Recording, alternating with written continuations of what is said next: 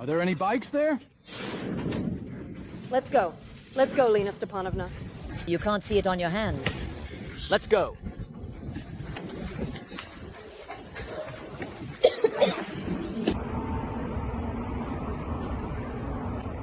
No.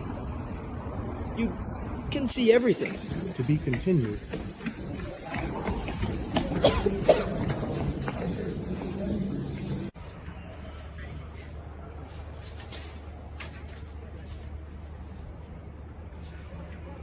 A building that is part of the electric power plant complex in the city of Moscow caught on fire, resulting in an emergency response from local authorities. Dozens of Russians were injured. And in St. Petersburg, Molotov cocktails were thrown at the FSB building. Everything is burning. Who knows? The fire number. That's how it is. The war criminal Captain Nagika was eliminated by an explosive device in a package, sources report. And the armed forces of Ukraine have killed 20 high-ranking officers of Putin's army with a strike on a Russian command post in the Kursk region.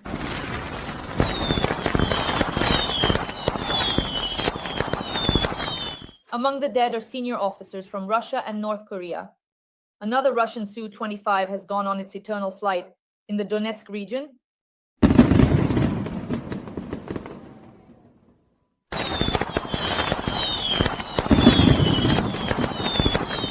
Friends, please like this video. Subscribe to my YouTube channel.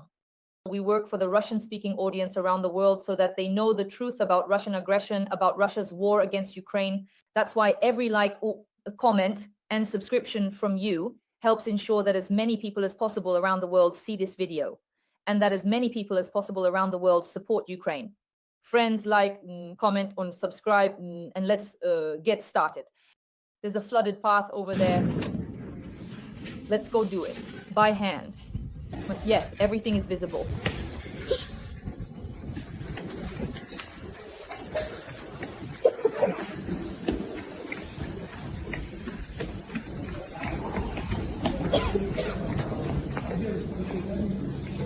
A building of an electrical plant caught fire in Moscow. Dozens of people were injured. A major fire broke out in the building of the former electrical plant where studios are located. The cause of the fire is unknown. People are trapped in the same building. As a result, dozens of people were injured. They were hospitalized with carbon monoxide poisoning.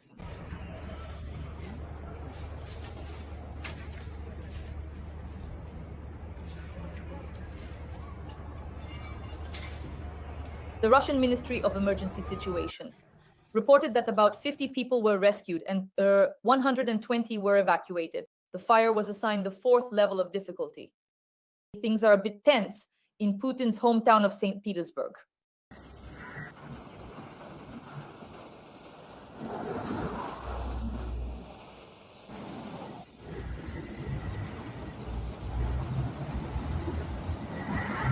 A chemistry student threw a Molotov cocktail at the FSB building.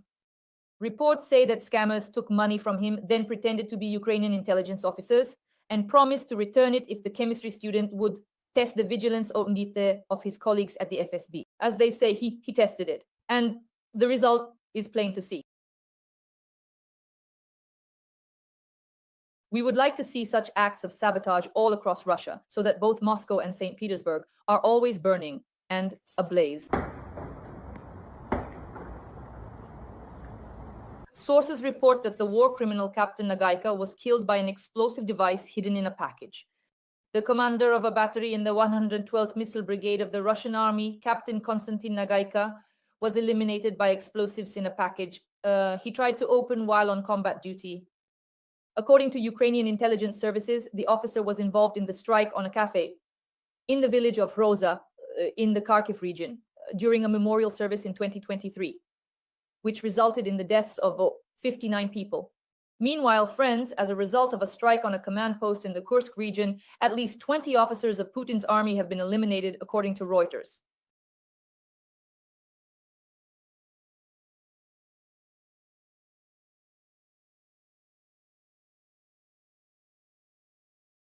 The Ukrainian armed forces have killed 20 officers in a strike on a Russian command post in the Kursk region.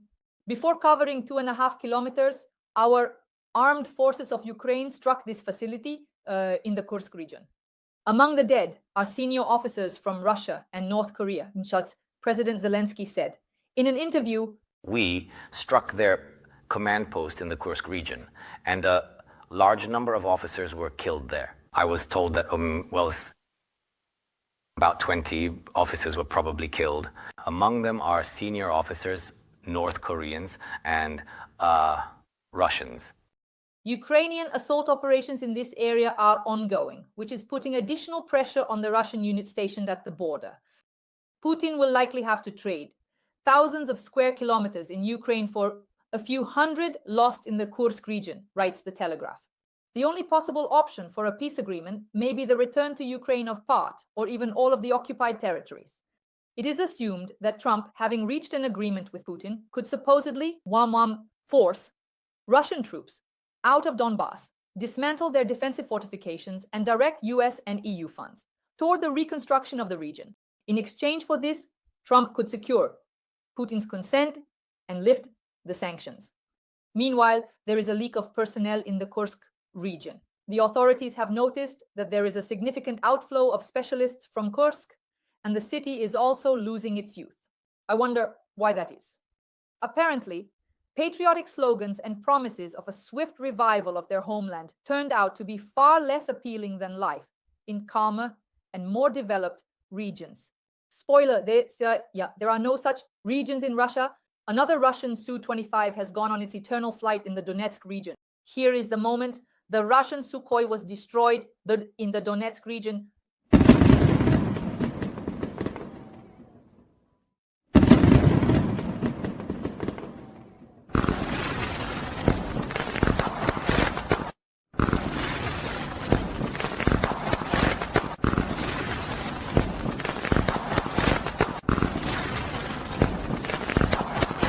Donald Trump stated that the losses of the Second Donkey Army have reached 900,000. Meanwhile, the video shows the village of Mukorshibir in Buryatia. Now, this settlement is a village of millionaires, if you know what I mean.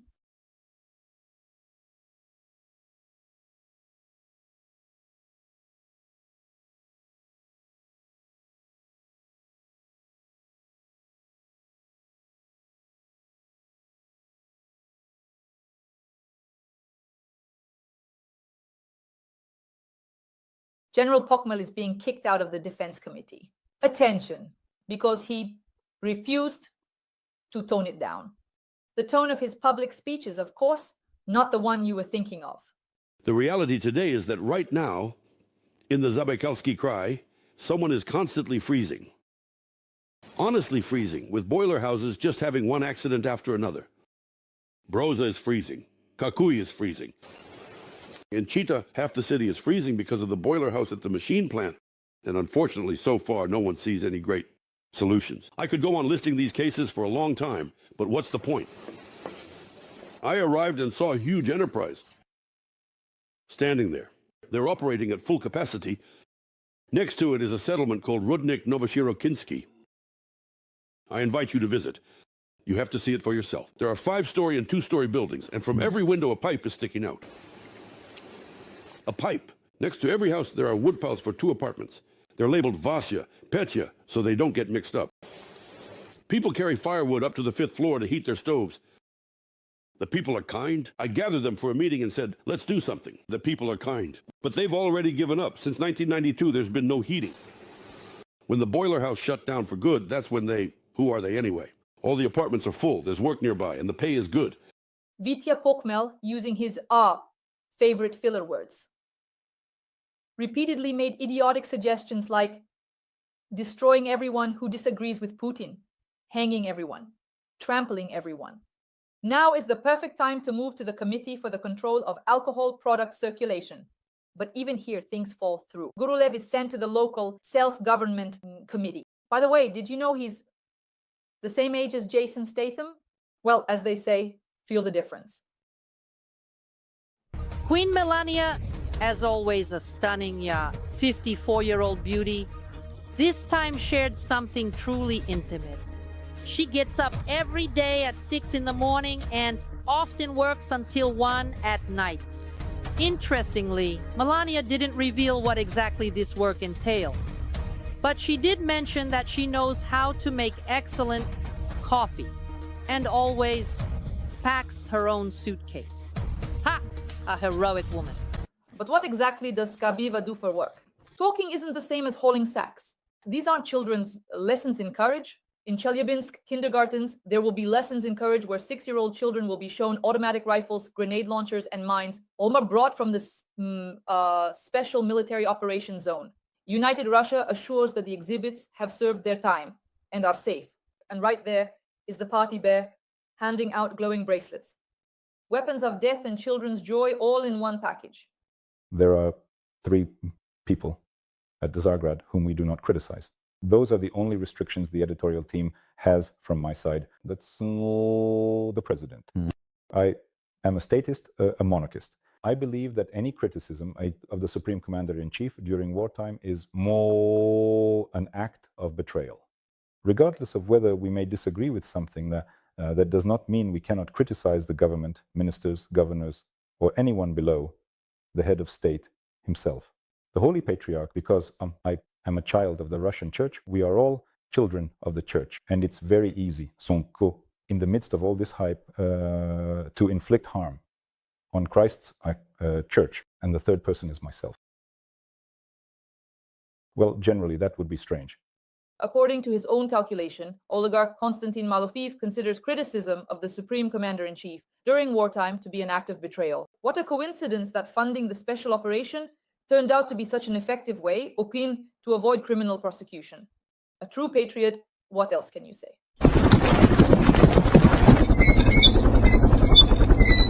Every voice matters. Join our community, support independent journalism and help us bring you the truth from Ukraine.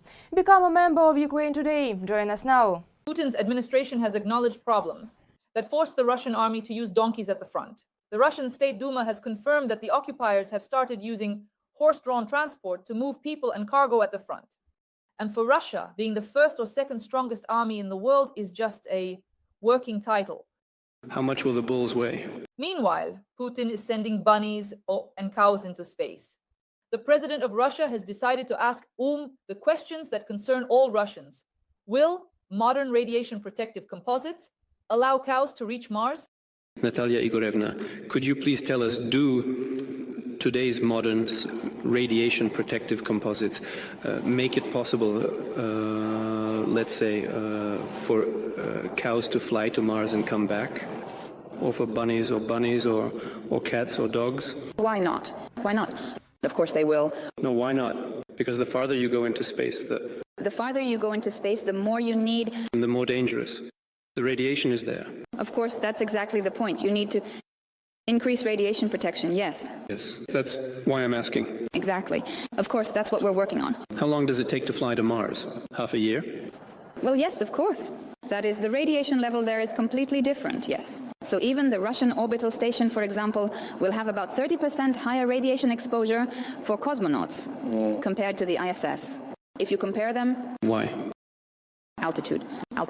The orbit will be different, yes. So it's planned that our Russian orbital station, which...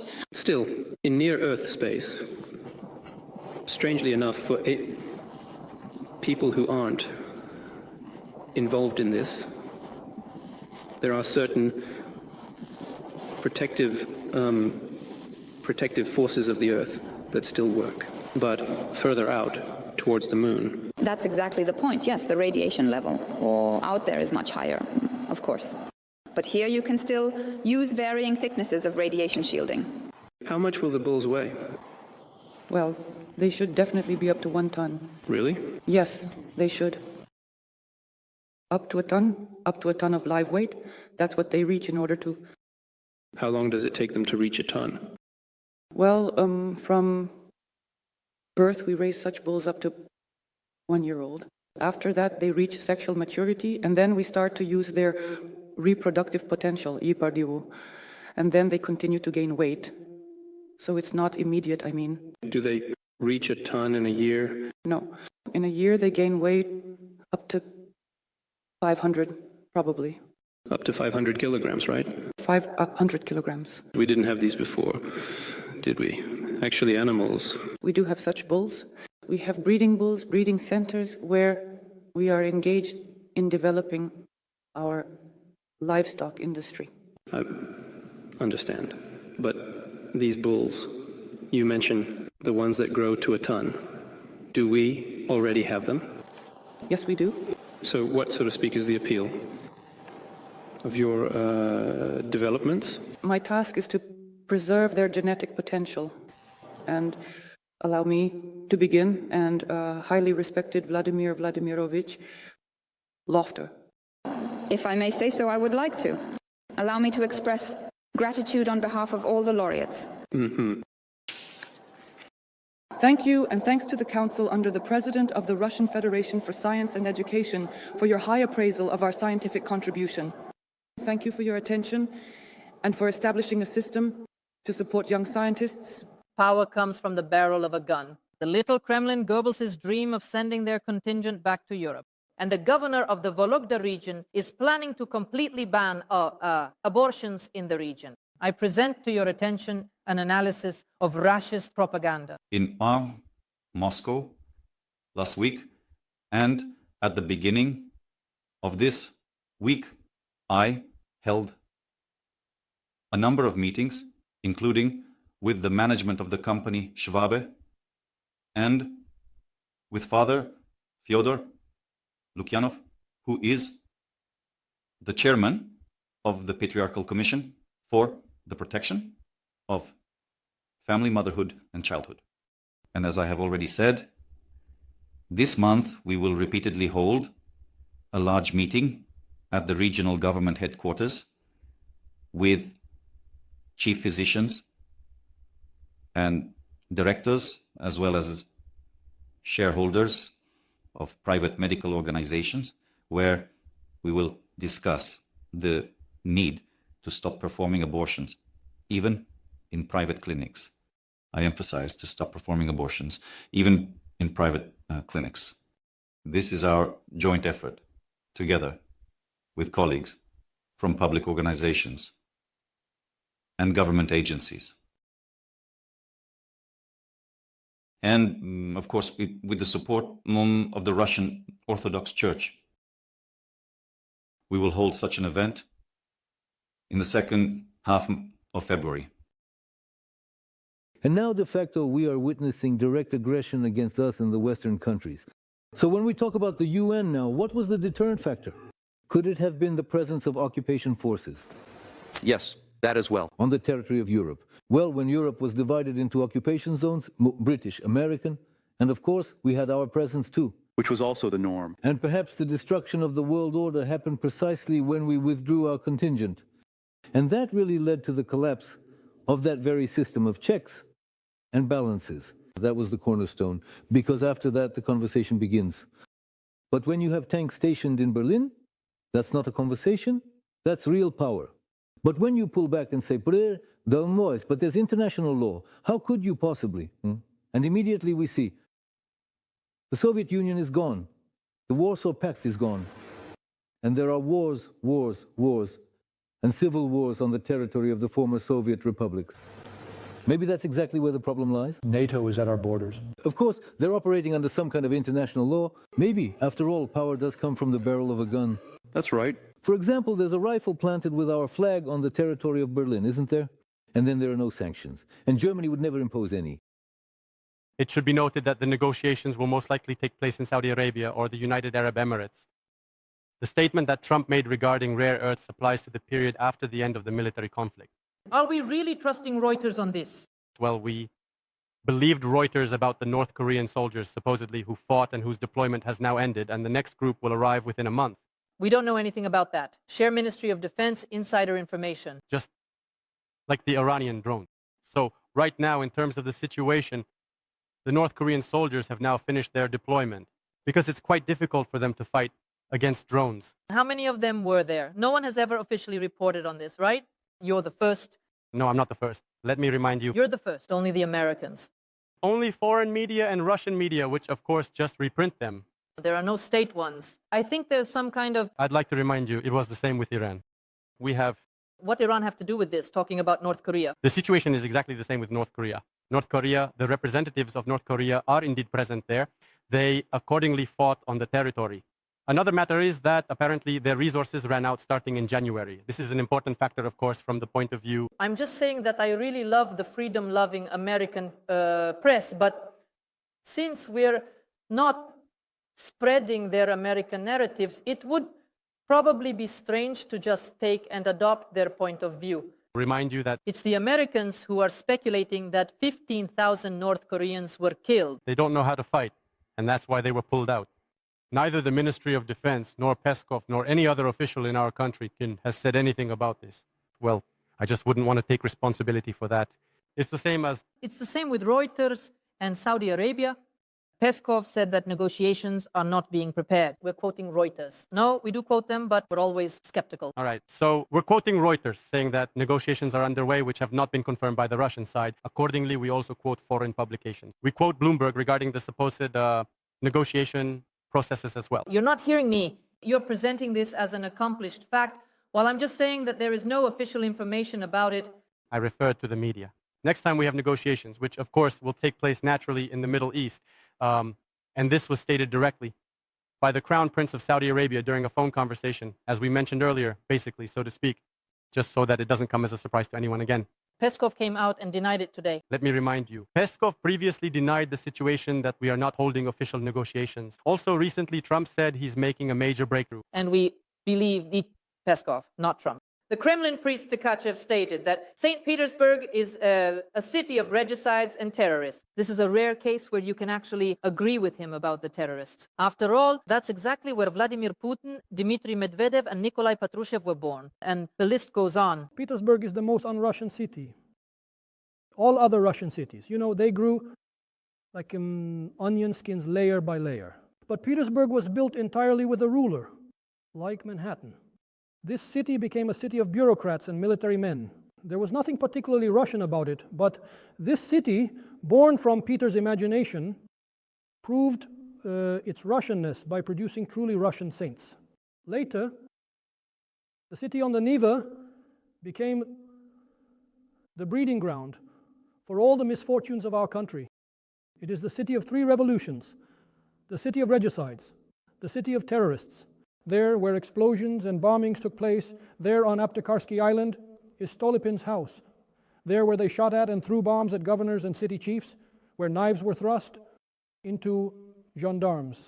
That very Petersburg, which Peter designed with a ruler, became the most dangerous city in the country. Revolutions, the Great Purge, famine, the blockade, and everything else, all of this was endured by this unfortunate city, which gave birth to all our revolutionary misfortunes. And during that time, the Blessed One remained there as the last ray of hope. Now we need Xenia again, because once more sorrows are befalling our poor people. Someone has a son who is addicted to drugs, someone's daughter has gone astray, and someone else's daughter finally got married, but doesn't want to have children, or now she wants to, but God no longer grants it. Someone has problems with their apartment again, someone's husband is drinking again, and someone's husband went off to war and died. And all of it was always the concern of this blessed holy woman. And now there's a loud scandal on the Z channels. The Russian Ministry of Defense once again forgot to mention the achievements of the Akhmat Special Forces. While the Russian ministry remains silent, Alaudinov is outraged. Why do all the reports from French, American, and NATO analysts always emphasize this Akhmat Special Forces unit? Apparently the West is better informed about the real situation working at the front than the Ministry of Defense. Assalamu alaikum. Friends, good night to all. I'm also decided to say a few words about today. Well, the enemy made an attempt to gain a foothold in our settlements. These are Ulanok, Cherkaskaya Konopelka.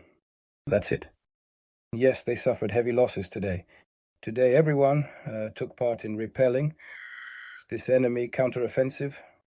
But in the end, I noticed, and today is no exception, that this always happens. I always see how the reports go up the chain.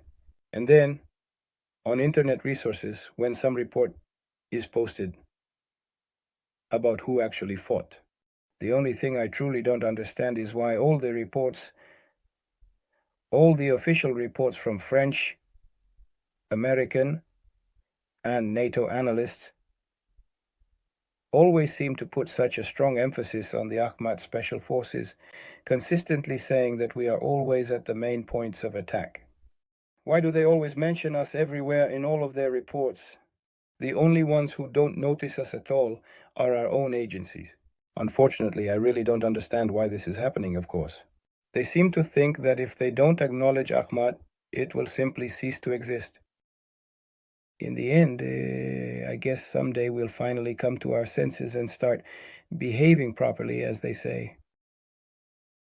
We're fighting, we're just doing our job. Today, when the commotion started, as they say, we deployed our gun, and we were the only ones whose gun could reach that area and work there. That was the Akhmat Special Forces SAK under the command of Press. Our drone units were burning up enemy equipment. However, our videos get uploaded to some channels, and people tell stories about how someone else destroyed something. Yes, that's our shared broadcast. So it's very convenient for everyone to just take that broadcast, upload it, and claim, I did this. And in the end, well, excuse me, but maybe you should have at least some conscience by now. How long can this go on? I don't know. Akhmat is power, Russia is might, God is one. Allahu Akbar. Friends, please like this video, subscribe to my YouTube channel. Yes, happy? We'll see you in the comments. Write where you're watching from, and leave a few kind words in support of Ukraine. Hit the bell so you can be the first to watch my videos. We work for the Russian-speaking audience all over the world so that they know the truth about Russian aggression, about Russia's war against Ukraine. So stay with us. Be on the side of light. Glory to Ukraine. Glory to the heroes. Ukraine will definitely win.